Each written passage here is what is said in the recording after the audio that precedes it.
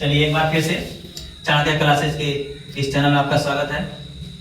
हम इस बार पार्ट 3 करने वाले हैं। इसके पहले हम लोगों ने एनसीईआरटी मैथ की 8.4 का क्वेश्चन 5 का पहला और दूसरा तीसरा किया है। इस बार हम लोगों ने इसका चौथा करने का प्रयास कर रहे हैं। आप जो सवाल पढ़ेंगे तो सवाल में हिंट दिया गया है कि आप इसके वाम पक्ष और दायां पक्ष को अलग अलग हल करेंगे तो मध्य पक्ष आएगा। मतलब कि आपको LHS बनाना है और RHS बनाना है। आप LHS बनाएंगे तो MHS आएगा और RHS बनाएंगे तो भी MHS आएगा।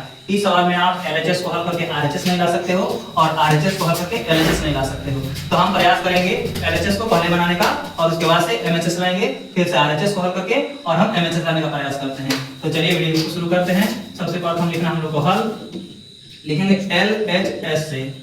यहाँ पर जब भी सवाल आते हैं तो उनको साइन कोस में बदलने का प्रयास सबसे ज्यादा किया जाता है। तो सेक थीटा का फार्मूला होता है 1/cos थीटा। तो हम इसको लिखेंगे 1 + 1/cos थीटा और सेक थीटा को लिखेंगे 1/cos थीटा।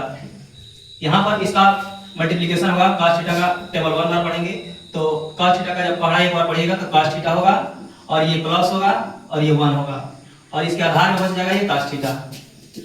फिर से आपको cos थीटा का टेबल नहीं पढ़ना है, ये वैसे ही लिख देना है। और आप ये देखोगे कि अगर यदि ये ऊपर आता है, अंश में आता है तो ये उलट जाता है। तो अगर आप इसको बदलेंगे तो ये मल्टीप्लाई में आएगा, cos थीटा ऊपर लिखना होगा और नीचे लिखना होगा 1।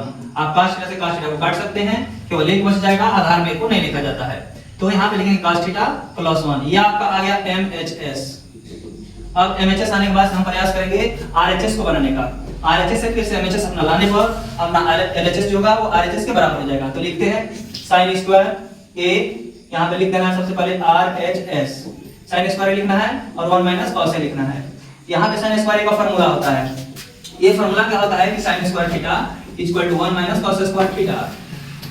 अब आप इसके जगह पे वो फार्मूला यूज करेंगे तो sin स्क्वायर थीटा की जगह पे लिखेंगे 1 - cos स्क्वायर थीटा और थीटा की जगह पे A है तो आप ये लिखोगे, यहाँ पे लिखोगे 1 - cos A।